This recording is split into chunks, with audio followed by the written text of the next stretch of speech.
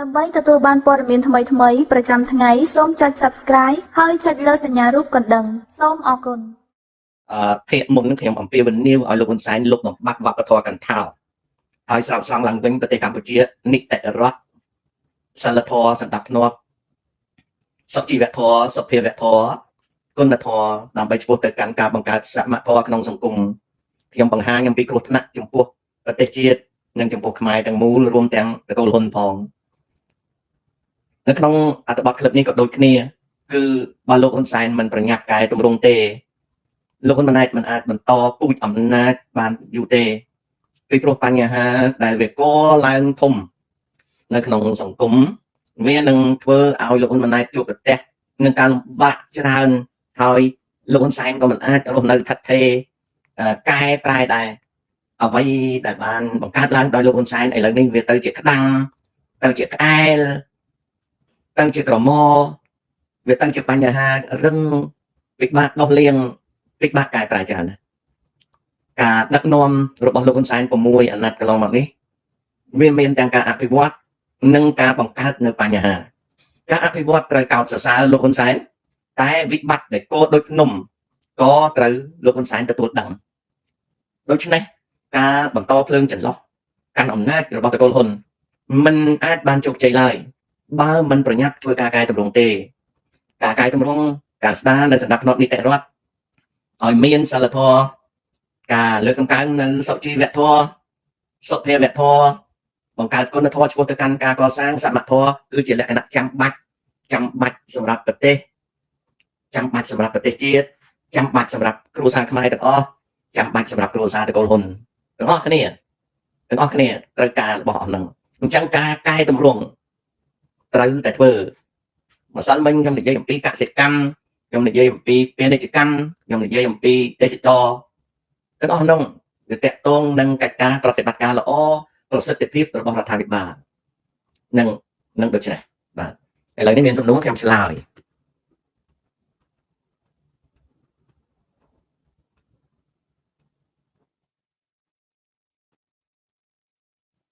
គ្មានអីលំបាកបញ្យល់ទេណាក្មួយហងចៅហងអត់មានអីលំបាកបញ្យល់ទេប្រព័ន្ធដែលបានបង្កើតឡើងដោយលោកហ៊ុនសែន30ឆ្នាំគឺជាប្រព័ន្ធទន្សោងគោព្រៃប្រទេសកម្ពុជាលោកហ៊ុនសែនបង្កើតក្រសួងច្រើនលើសពីសេចក្តីត្រូវការហើយបានជួលមនុស្សឲ្យធ្វើការក្នុងក្រសួងនីមួយៗច្រើនជាងសេចក្តីត្រូវការពី4ដងទៅ9ដងថ្នាក់គណៈរដ្ឋមន្ត្រីរីឯថ្នាក់ក្រសួងមួយមនុស្សពី4ដងទៅ9ដងច្រើនជាងការងារតែធ្វើការងារមិនចាញ់ទេថ្នាក់ខេត្តលោកហ៊ុនសែនបានពង្រីកពីដើមគេមានតែអភិបាលខេត្តអភិបាលខេត្តរងទី1ទី2យ៉ាងច្រើនឥឡូវនេះគេបង្កើតអភិបាលខេត្តរងរហូតដល់ដូចថាបៃលិនអញ្ចឹងគេបង្កើត10បើបៃលិន10ខេត្តដទៃក៏10ដែរក្រុងក៏10ដែរបូរីក៏10ដែរតំបន់ពិសេសក៏10ដែរ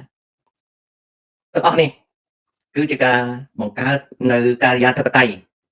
ឲ្យធំមែនទែនរហូតដល់មនុស្សជាន់ជើងគ្នាហើយនៅពេលដែលសង្គម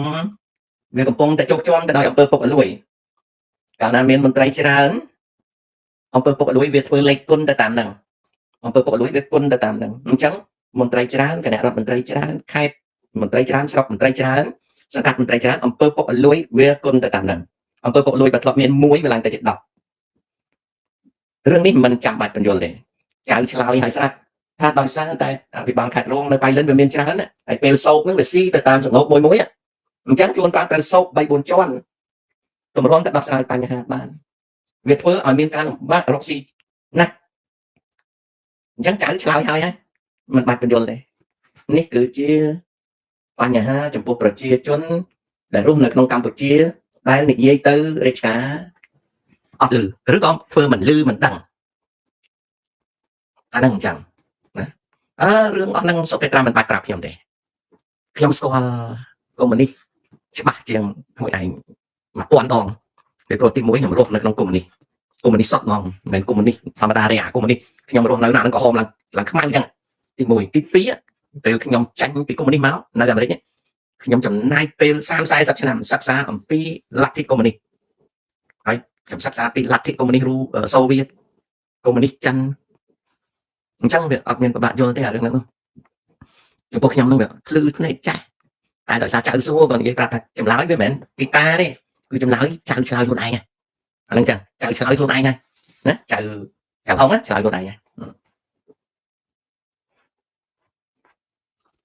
fun fact វិស្វករអគ្គិសនីល្អខំរៀនឲ្យបាន master ហើយកុំភ្លេចរៀនភាសាអង់គ្លេសឲ្យចេះច្រើនណារៀនភាសាអង់គ្លេសឲ្យចេះច្រើន Hello លោកតាមានករណីជនជាតិចិនម្នាក់ឆ្លងដែនខុសច្បាប់ជន់មីននៅព្រំដែនកម្ពុជាអរគុណចៅចំពោះព័ត៌មានតែតាដឹងហើយតាក៏មិនចាប់អារម្មណ៍ដែររឿងជន់មីននេះបាននិយាយពីដួងចិត្តតាវិញណាចង់ឲ្យវាកាត់ឡើងច្រើនពីព្រោះឧទាហរណ៍តែចិនដើរឆ្លងដែនពីថៃមកកម្ពុជាពីកម្ពុជាទៅថៃជន់មីនបើសិនជាដើរជន់មីនតើចិននឹងមានមុខងារអីដែលត្រូវដើរឆ្លងដែនបើឥណ្ឌាដែលដើរឆ្លងដែនជន់មីនតើឥណ្ឌានឹងមានមុខងារអីដែលត្រូវដើរជនជាតិដទៃដែលមិនមែនជាខ្មែរនិងថៃឲ្យដើរជន់មីនតើវាមានមុខការអីដែលត្រូវទៅដើរនឹងវាល្អសម្រាប់យើងយកមកគិតហើយបើសិនជាខ្មែរដើរជន់មីនមុខការអីដែលត្រូវដើរទៅព្រំដែនដល់ជន់មីនហើយចុះបើថៃដើរជន់មីនវិញមុខការអីដែលត្រូវដើរកន្លែងហ្នឹងណាបើតែហ៊ានថៃវាដើរជន់មីនណាក៏កម្ពុជាត្រូវសួរថាមុខការអីឯងដើរទៅជន់មីនហ្នឹងណាអូខេហើយបើតែហ៊ានខ្មែរដើរជន់មីនសួរថាមុខការអីឯងទៅដើរជន់មីនហ្នឹងអញ្ចឹងអ្វីដែលរឿងជន់មីនហ្នឹងតាដឹងហើយកូនហើយតាគិតថារឿងហ្នឹងអត់មានអីទៅនិយាយទេគឺបង្ហាញឲ្យឃើញថាវាចេះតែកើតឡើងហើយយើងតាមទៅយើងជាខ្មែរហ្នឹងរឿងអីទៅជន់មីនហ្នឹងយើងនៅឆ្ងាយទៅហើយចំណែកថៃបើមិននៅទៅជន់មីនអាហ្នឹងរឿងឯងដែរអូខេហ្នឹងរឿងជន់មីនអូខេបងបាទតាវិញខ្ញុំធ្លាប់ធ្វើគ្រូកសលខ្ញុំធ្លាប់រៀនខាងគ្រូកសលណាបាទអញ្ចឹងធ្លាប់រៀនពីរបៀបធ្វើគ្រូដែរណាចេះដឹងទៅក៏បញ្យល់ឲ្យយល់អញ្ចឹងទៅអញ្ចឹងត្រឡប់ទៅវិញគឺថាអត្ថបទនេះគឺតកូលហ៊ុនមិនអាចបន្តពូជអំណាចបានយូរទេបើសិនមិនកែតម្រង់ពីព្រោះសប្តាហ៍ថ្ងៃនេះលោកហ៊ុនសែនមានតែហ៊ុនម៉ាណែតមួយទេហ៊ុនម៉ាណីមិនអាចធ្វើការអីកើតទេបានរៀនបានសូត្រប៉ុន្តែអត់ចេះធ្វើការទេមិននឹកមិនទាន់ដឹងថាធ្វើអីកើតនៅឡើយទេម៉ាណាគ្នាអត់ធ្វើអីទេក្រៅពីទទួលមរតកតាមរយៈអំណាចឪពុកជាអ្នកកាន់អំណាចធំហ៊ុនម៉ាណែតក៏មានដីមានធ្លីមានប្រាក់មានមុខរបររាប់រយលានតែម៉ាណាទោះបីបង្ខាត់យ៉ាងណាក៏វាមិនអស់លុយម៉ាណាដែរពីព្រោះម៉ាណាបានទ្រព្យសម្បត្តិតាមរយៈអំណាចឪពុកដីធ្លីរាប់ម៉ឺនអេតាណាផលប្រយោជន៍រាប់រយលានដល់ទៅពាន់លានផងក៏មិនដឹងមិនមែនជាទេពកោសលជំនាញចំណេះរបស់ម៉ាណាទៅកសាងទ្រព្យនឹងទេទ្រព្យនឹងបានតាមរយៈមរតកអំណាចរបស់ឪពុកអញ្ចឹងម៉ាណាគ្នាมันមានអ្វីអាចមកជ្រងតកូលហ៊ុនបានទេបើបងប្រុសហ៊ុនម៉ាណែតរបបដៃពីអំណាចតកូលហ៊ុននឹងលាយភ្លាមណាចំណែកឯប្រិយម៉ាណាដល់ណាគ្នាជួយអីមិនបានច្រើនទេអញ្ចឹងបើអស់ពីលោកហ៊ុនសែនទៅវាមានតែហ៊ុនម៉ាណែតមួយទេដែលត្រូវរេកពន្ធនៅអំណាចតកូលហ៊ុនចំណែកបងហ៊ុនស៊ីណាតគាត់មិនដែលបានធ្វើអ្វីជួយជ្រោមជ្រែងទេគាត់បានទទួលផលតែតាមមរតកអំណាចពីបងប្រុសគាត់តែប៉ុណ្្នឹងតកូលហ៊ុនទៅទៀតទាំងអស់ក៏អត់ដែរអញ្ចឹងមានតែស្មារបស់លោកហ៊ុនម៉ាណែតទេដែលបន្តអំណាចហើយមកទល់ពេលនេះបើតាមខ្ញុំធ្វើការតាមដានវិភាគលោកហ៊ុនម៉ាណែតគ្រប់គ្រងអំណាចមិនបានប្រសិទ្ធភាពទេបើអស់ពីលោកហ៊ុនសែនទៅអ្វីដែលលំបាកជាងគេសម្រាប់លោកហ៊ុនម៉ាណែតគឺគំនរបញ្ហាដែលនៅសល់ទុកឲ្យលោកហ៊ុនម៉ាណែតវាច្រើនហួសនៅក្នុងទស្សនៈខ្ញុំលោកហ៊ុនសែនត្រូវតែប្រញាប់កែតម្រង់ដើម្បីឲ្យលោកហ៊ុនម៉ាណែតក្តាប់សភាពការឲ្យបានក្នុងការបន្តអំណាចនេះគឺជាចំណុចស្លាប់រស់របស់តកូលហ៊ុននៅពេលខ្ញុំនិយាយរឿងហ្នឹងមានអ្នកជេរខ្ញុំហើយតែចុះឯងមិនក៏កាន់ជើងហ៊ុនសែនមែនស្ដាប់ទៅឯងកាន់ជើងហ៊ុនសែនដល់នេះ nó ngồi tiết thấy cho ai để chữ cấp ba lấy cho mấy con sai cho ngọt tay nó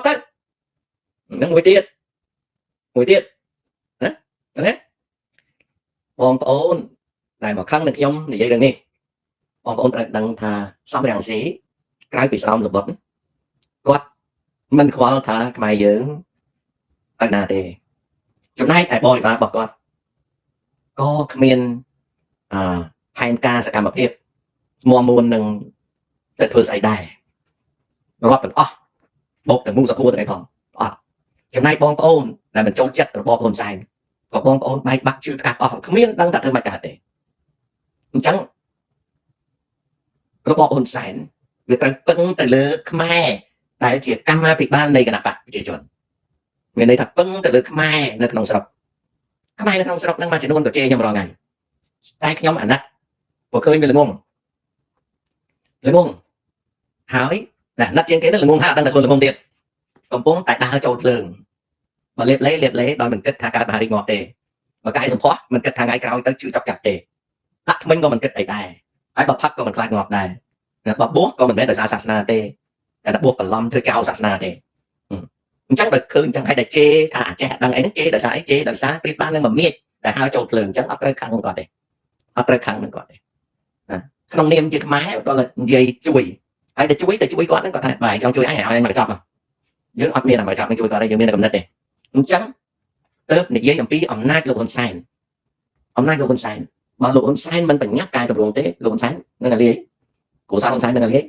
hỏi mai để chô đang bằng má là liền cái cho bà liền tới bắt tới Campuchia bị phanh đi phong lô đấy nói cho họ bắt đấy mà lúc đặt tây đang trong sọc mai họ liền nè cái đừng khai tới trên nè cục đó khai tới trên nè đặt ngon mà đòn hai cái con sang tới ban là có là phải khóc thà kê đấy mấy thằng kia con sang thì chỉ choáng đấy đó cái con sang ban là trên một con sang con này còn đây kì hay cho tôi chữ các bạn ấy mình chữ các bạn cái còn bạc thạc máy là chỗ là uất luôn đang từ con phóng nên khai tới chia và nó sau lấy được tranh của nó kéo sóc và con nó không sóc cứ lên cam này bàn hơi hôm nay khai đầu tây tiết cái áo thắt cái áo chuột cái áo tây cái áo xếp có tại on đài ở tầng số thời đặt cùi tết máy rồi mình đặt cùi tê còn phần tay về khai tới chỉ chôn chiết việt tết rồi là lớn đấy một đọt đầu tay luôn nên tết là chôn chiết mấy hai luôn chiết Campuchia và pan đăng đê tái và tết máy và bộ nhặt mấy cái căn cắt cho bạn nàyพอcho bạn về bán tới lời kê thì mau thay tôi đảm đấy chứ nè mau thay thì con sang bên đây tới anh chưa mà ham lại kê thì mau thay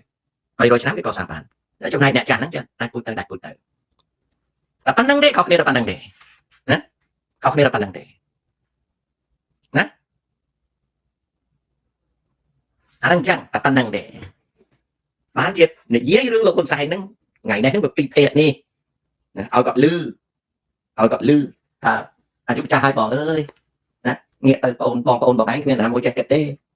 nghĩa tới con bỏ anh miền tận này môi đê lại bị nắng ọt miền là nó chạy kẹt đê anh mình bắt để về tê bỏ anh kẹt tất anh đăng luôn đây này dớ mà nét mẹ là giúp ăn mà tạ đê men ăn mà tạ đê bỏ ơi nè anh đang chẳng mình men ăn mà tạ đê ok nên nhomอะไรซาซองជាមួយប្រិមិត្តណាធម្មរិងជាង700ឆ្នាំហើយវាសនាប្រទេសខ្មែរ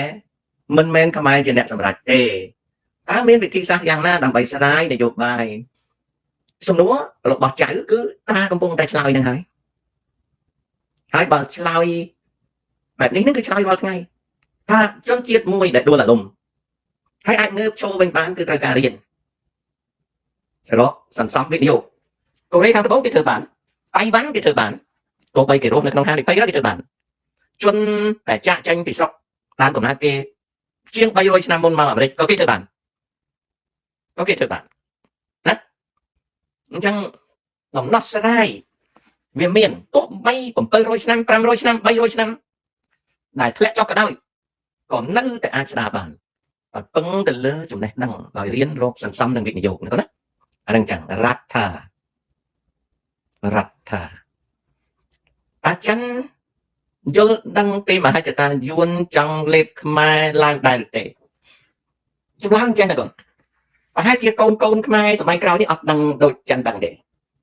ដូច្នេះសំណួរឆ្លើយថាចិនដឹងច្រើនជាងខ្មែរឆ្ងាយណាស់